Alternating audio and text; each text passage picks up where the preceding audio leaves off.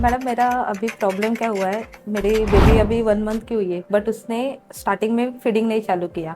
उसने feeding let start किया है, तो अभी उसको एक्चुअल प्रॉपर फीडिंग नहीं करने हुआ था। तो उसने थोड़ा ब्रेस्ट में मुझे क्रैक हुआ है। ओके। तो अभी मुझे एक्चुअली उस पे क्या करना है तो वो पता नहीं चल रहा है। वो अभी कंटिन्यूस उसको ब्रेस्ट फीडिंग कर रही हूँ मैं, और वो क्रैक उसमें बढ़ रहा है, तो बढ़ रहा मुझे है। पेन हो रहा है ज़्यादा। कैसे और होता है, कभी कभी लैचिंग अगर ठीक से नहीं हो पाई निपल्स हम्म पे, अगर बेबी ने सिर्फ निपल में कैच किया हम्म और एरियोला में कैच नहीं किया तो हम्म प्रॉब्लम हो सकता है। सो बेबी को पहले हमको लैचिंग ठीक से सिखानी है। और सिखाना क्योंकि सी सेक्शन था, डिलीवरी के बाद में 2 से 3 दिन तक हम प्रॉपरली अपना डाइट पूरा नहीं नहीं करते। लेते हैं, इसलिए बेबी फॉर्मूला मिल्क पे यूजली होते हैं। बट हाँ। जैसे जैसे आपका फीडिंग इंक्रीज होगा वैसे वैसे आपको लैक्टेशन की इशू कम हो जाएगी। और अभी उसका वो कैसे, अभी ब्रेस्ट फीडिंग के लिए मुझे वो इंक्रीज भी अभी करना है उसके, हम्म। क्योंकि वो कम लेती है। उसका सोने का ज़्यादा रहता है, उसको उठा के मैं ले प्रॉपर देने के लिए ट्राई करती हूँ। फिर अभी और है कि मेरा क्वेश्चन कि उसने कितना टाइम ब्रेस्ट फीडिंग करना चाहिए। ओके। कई बार हमें ऐसे लगता है कि हमें हर 2-2 घंटे में बेबी को फीड करना चाहिए वरना हम्म, बेबी का पेट नहीं भरेगा। बट बराबर। यूजुअली इतनी ज़्यादा फीडिंग की ज़रूरत नहीं होती। नहीं होती। बेबी अपनी कैपेसिटी के हिसाब से फीडिंग लेते हैं और वो बराबर। 4 to 6 आवर्स तक आराम से सोते हैं। जब हाँ। बेबी सो रहे हैं what you have to check, baby का टेम्परेचर कैसा है, हम्म, बेबी का स्किन कैसा है, एक्टिव है या नहीं है, बेबी का रेस्पिरेशन ब्रीदिंग सब कैसा है। कभी कभी बेबी 4 to 6 आवर्स सो रहे हैं तो टेंशन नहीं नहीं ना। लेना है। ओके, नहीं। क्योंकि नाइट में वो कैसे करती है, अभी 12 या 1 o'clock की उसने फीडिंग किया तो कभी कभी 5 o'clock को वो जग जाती है। करेक्ट। कभी कभी वो एक एक घंटे में भी जग जाती जग है। जाती, करेक्ट। तो वो अलग इश्यू है उसका, तो हम लोगों को एग्जैक्ट समझ में नहीं आया। अभी हम लोग कैसे नए, अभी उसने स्टार्ट किया है ब्रेस्ट फीडिंग, करेक्ट। तो थोड़ा हम लोग को न्यू थोड़ा पेरेंट्स गाइडेंस। के लिए थोड़ा डिफिकल्ट होता है, बट हाँ। वंस यू अंडरस्टैंड कि आपके बेबी का स्लीपिंग पैटर्न कैसा है और बेबी को फीडिंग कैसा लग रहा लग है, रहा है। बेबी मैक्सिमम टाइम कब एक्टिव है, half of the time babies are more active at night, तो उनका नाइट। नाइट फीडिंग ज्यादा होता है। डे में वो 4 to 6 आवर्स एक साथ सो जाते हैं। Actually. So that is still okay अगर ओके रात ना। भर उन्होंने फीडिंग अच्छा लिया। जब तक बेबी दिन में या फिर टोटल 24 आवर्स में 6 to 7 टाइम्स यूरिन पास कर रहे हैं या फिर फीडिंग के बाद मोशंस पास कर रहे हैं, this all is normal. If the baby is active, baby is playful, baby is nice and not very irritable, baby dehydrated नहीं लग रहा है, so हाँ, this is a normal thing. Actually उसको कैसे लास्ट 2 वीक, मतलब उस मेरा डिलीवरी के बाद आफ्टर 2 वीक के बाद उसको लूज मोशन स्टार्ट हुआ। Okay. तो वो उसमें हम लोग को थोड़ा वीक लगा, तो मैंने जब भी पीडियाट्रिशियन से कंसल्ट किया तो वो बोले वो रोती है ज़्यादा बहुत। उनको बताया तो बोले वो रोती है तो उसके पास उतना एनर्जी है, Correct. वो डिहाइड्रेट नहीं हो रही है, Correct. तो इतना इश्यू नहीं है, पर वो करेगी ऐसा। तो करेक्ट। हम लोग धीरे को धीरे step by step we should try हाँ, कि हम समझे उनका पैटर्न क्या पैटर्न है। क्या है। जैसे हमारे लिए बेबी न्यू है, बेबी के एक्चुअली लिए भी हम हम न्यू न्यू है। है। करेक्ट। सो ये अंडरस्टैंडिंग इंपॉर्टेंट है। हाँ, हर बेबी का सेम पैटर्न नहीं होता, ना फीडिंग का, ना स्लीपिंग का, एक्चुअली ना तो हम, प्लेइंग का। हाँ, तो सो हम दैट्स लोगों को कैसे, अभी बाकी लोग बोलते हैं कि अरे ब्रेस्ट मिल्क फिर कम है क्या, उसका पेट नहीं भर रहा है क्या। अभी रात को कैसे आधे घंटे में 1 घंटे में उसका चालू रहता है फीडिंग के लिए, तो वो मुझे भी नहीं समझ में आ रहा है कि उसका ब्रेस्ट मिल्क उसको कम हो रहा है। तो अभी टिल द मुझे time baby is active and playful काही चिंता करायची गरज नाही आहे. नहीं। हां, जेव्हा पण निपल्समध्ये क्रॅक्स होतात किंवा असं क्रॅक वगैरह डेव्हलप होता है तो ऑइंटमेंट है, मैंने आपको जो प्रेस्क्राइब किया है, हाँ, 2-3 ointments are good, you can apply that. तूप घी आप अप्लाई कर लाते। सकते हो।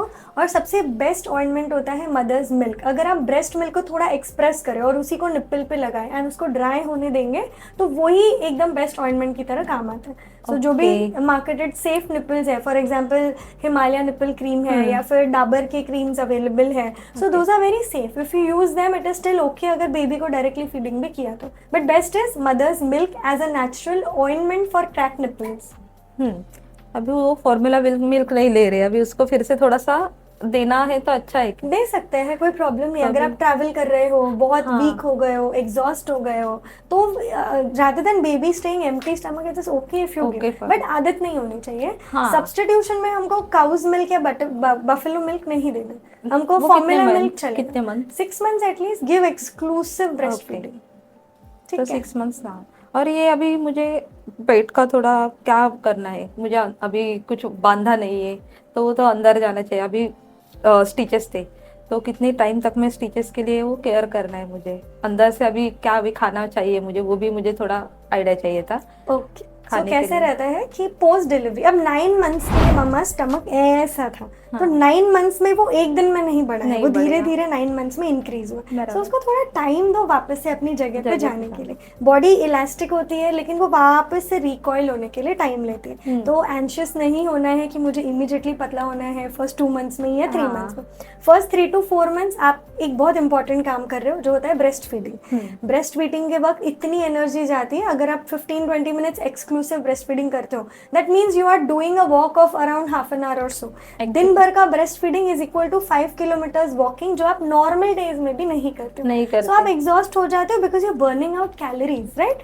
प्रेगनेंसी में अगर 300 या 350 का कैलोरी रिक्वायरमेंट है तो ब्रेस्ट फीडिंग के लिए 550 का कैलोरी रिक्वायरमेंट होता है, ठीक है। सो इसके लिए आपके न्यूट्रिशन पे आपको बहुत ध्यान देना है। आयरन, कैल्शियम, विटामिन सी ये तो होना ही चाहिए। उसके साथ साथ डाइटरी फाइबर है, पालक, मेथी, हाँ, वो ओट्स, खाती हूँ। सोयाबीन खा सकती हूँ। यस बिल्कुल, garlic, soybean, oats, fresh fruits and fibrous rich vegetables, they would be very good and a good source of fiber, good source of nutrition, and इससे आपका breast feeding भी improve होगा। अभी मैं कैसे मिल्क ले रही हूँ बट उसमें शतावरी ले रही हूँ। अभी मेरे पास न्यूट्रिशन का दूसरा कुछ पाउडर नहीं है, तो वो कितना टाइम और कितना क्वांटिटी दूध मुझे लेना चाहिए अभी?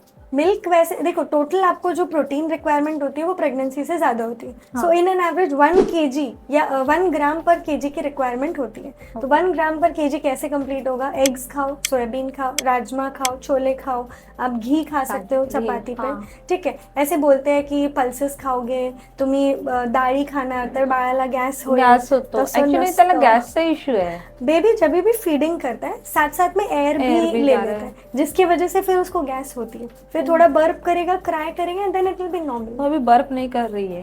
करती है, हर बेबी बर्प करेगा, खाली आपको आयडेंटिफाय करणे की कैसे तिला कसं इथे घेतो, तिला हातावर घेतो, तिला उपडं हे करतो, तरी पण तिला ढेकर येत नाही।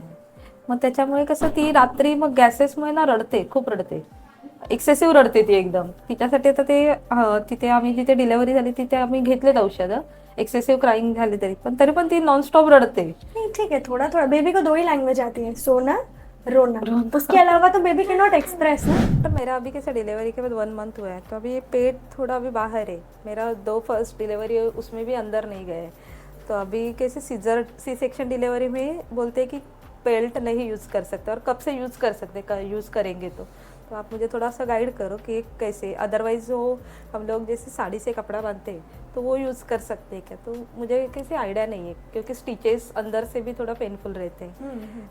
तो हम लोग कब से उसको स्टार्ट कर सकते हैं एग्जैक्ट, और कितना टाइट या कितना मीडियम लेवल तक उसको बांध कर सकते हैं उसको? ओके, पोस्ट डिलीवरी 1 मंथ के बाद आप बेल्ट या फिर क्लॉथ का जो एक टाई अप हम करते हैं वो बांधना शुरू कर सकते हैं। यूजुअली बेल्ट इसलिए हम बोलते हैं ताकि फिर वो एक उसमें गाइडेड आपको लेवल मिलता है जहाँ पे आप उसको टाई कर सकते हैं, या फिर साड़ी का कपड़ा है वो भी आप ट्राई कर सकते हैं। India it is very common to use the sari, okay. But क्या होता है, सी सेक्शन का जो स्कार है उसको भी कवर करना है with the belt. Usually post delivery 4th या 5th डे के बाद भी आप बेल्ट यूज़ करना शुरू कर सकते हैं, अगर आपको बहुत ज़्यादा स्टिच साइड पे पेन नहीं है, डिस्कम्फर्ट नहीं है तो। क्योंकि अभी मैं कपड़ा यूज़ कर रही थी ना, तो ऊपर के लेवल में यूज़ कर रही थी जहाँ स्टिचेस है नहीं, पर मुझे थोड़ा पेन होने लगा तब मैंने स्टॉप किया। पर वो विद इन 1 मंथ टाइट बांधा था या ऐसे कुछ है? पहले मैंने बहुत कम टाइट बांधा था, तो मुझे कैरी हो रहा था, और सिर्फ 2 दिन मेरा ना थोड़ा ज़्यादा टाइट हुआ। जो मेरे पॉलिश कर रही थी उसने थोड़ा सा ज़्यादा कर दिया, तो वो मुझे पेन होने लगा स्टिचेस का, तो मैंने फिर से स्टॉप किया। इसके लिए अभी मैं आपके यहाँ विजिट के लिए आई, तो बोले आपको ही पूछती हूँ कि कितने टाइम के बाद वो यूज़ कर सकते हैं, अदरवाइज हम लोग कैसे अभी डिलीवरी के बाद गलत कुछ कर रहे होंगे तो पता नहीं चलता है। So let me tell you this biggest myth, okay? और इसी बहाने आई लेट यू नो कि फैक्ट क्या है स्टोरी के पीछे। पहले जब डिलीवरीज हो जाती थी तब home deliveries and thy deliveries काफ़ी कॉमन थी। यूट्रस को कॉन्ट्रैक्ट करने के लिए बहुत सारी ऑक्सीटोसिक मेडिसिन अवेलेबल नहीं थी। सो मैकेनिकल प्रेशर से ही यूट्रस पे प्रेशर देते थे, एक्सटर्नल प्रेशर देते थे ताकि ब्लीडिंग थोड़ी थोड़ी स्टॉप हो जाए। इसके लिए पहले के ज़माने में जैसे ही डिलीवरी हो गई तो पेट बांध देते थे, क्योंकि एक्सटर्नल मसाज एंड कॉन्ट्रैक्शन, बाहर से प्रेशर देने की वजह से यूट्रस के इंटरनल ब्लीडिंग को स्टॉप किया जाता था। दिस वॉज लाइक डेकेड्स अगो, सालों सालों सालों पहले ऐसे होता था। अभी हमारे पास बहुत अच्छी मेडिसिन आ गई है ऑक्सीटोसिक्स, पिटोसिन हो गया, मिथर्जिन हो गया, कार्बाटोसिन हो गया, बहुत सारे ड्रग्स अभी अवेलेबल है जिसकी वजह से नॉर्मल डिलीवरी में 200-300 से ज़्यादा ब्लीडिंग नहीं होती है। सी सेक्शन में 500 ml से ज़्यादा ऊपर ब्लीडिंग नहीं होती। एक्चुअली मेरा टाइम नहीं ज़्यादा हुआ ब्लीडिंग। करेक्ट। तो अभी कैसे सी सेक्शन नॉर्मल डिलीवरी में हमारे पास बहुत अच्छे मेडिसिन होते हैं जिसकी वजह से फिर हम ब्लीडिंग एक्सेसिव नहीं होने देते, and that's why hospital delivery safe, whether it is normal delivery और whether it is a C section delivery. अभी हमें उस तरह का बहुत टाइट कंप्रेशन देने की जरूरत नहीं है, अभी हमें यूट्रस तक नहीं पहुंचना है, हमको पहुंचना है ये मसल्स के लिए। Once you start using the belt there are 2 फायदास। एक, जो आपका मसल एब्डोमिनल मसल लूज हो गया है वो रिलैक्स्ड है अभी, ठीक है, तो उसको अगर हम प्रॉपर प्रेशर देंगे तो फिर वो थोड़ा टाइटन होने में हेल्प हो जाएगा, उसको यहाँ वहाँ स्पेस एक्सपैंड होने के लिए नहीं मिलेगा, so it will come in place. Second, जब आप ब्रेस्ट फीडिंग करते हो तो आप पूरा सैग डाउन हो जाते हो, आपका पोस्चर खराब हो जाता है, आपको बैक पेन होना शुरू हो रहा है। बेल्ट यूज करने की वजह से your body will stay straight, आपको घूमने में झुकने में थोड़ा सा हेल्प हो जाएगा। तो आइए देखते हैं हम लोग कैसे हमें बेल्ट यूज करना है post delivery. So there are 2 types of belt. One is this, okay? This is a normal lumbar belt. These are the special maternity belts. I'll tell you more about it. So ये जो normal belts होते हैं, इसको आप कोई भी इंसान आपके घर में बाद में यूज कर सकता है, तो ऐसा नहीं होगा कि आप मेरी मदर इन लॉ यूज कर रही है। तो ये जो आपका बेल्ट है वो बैक से जाएगा और ये यहाँ पे लोअर साइड पे, यानी सी सेक्शन के स्कार के ऊपर भी आएगा। आई हैव पुट इट जितना वो कंफर्टेबल होना चाहिए, राइट? ना ज़्यादा टाइट ना ज़्यादा लूज। अगर आपको फिर भी लगता है कि आपको प्रेशर थोड़ा सा टाइट करना है तो आप ये थोड़ा सा एडजस्ट कर सकते हैं। ये एकदम कंफर्टेबल होना चाहिए सो दैट आप थोड़ा सीधा खड़ा हो सके, पोस्चर आपका इंप्रूव हो सके, एंड आपको बहुत ज़्यादा प्रेशर भी नहीं, राइट? सो आपका स्टिच यहाँ पर है but the belt is covering this also. तो ये कपड़ा जब भी यूज कर रही थी तो मैं इतना ही पोर्शन यूज कर रही थी, तो ये पोर्शन हम लोगों ने स्टिचेस का छोड़ दिया था क्योंकि दाई सी सेक्शन के स्टिचेस से डरती है ना। ठीक है, तो now this is very easy, so convenient है, और बहुत देर आपका खड़े खड़े काम होता है या फिर आप कुछ जॉब कर रहे हो तो भी आप ये यूज कर सकते हो। ऐसा नहीं है कि अगर हम ओल्ड हो गए हैं तो ही हमको ये यूज करना। तो ये कपड़े के अंदर से यूज कर, अंदर से भी यूज कर सकते हैं, बाहर से भी यूज कर सकते हैं।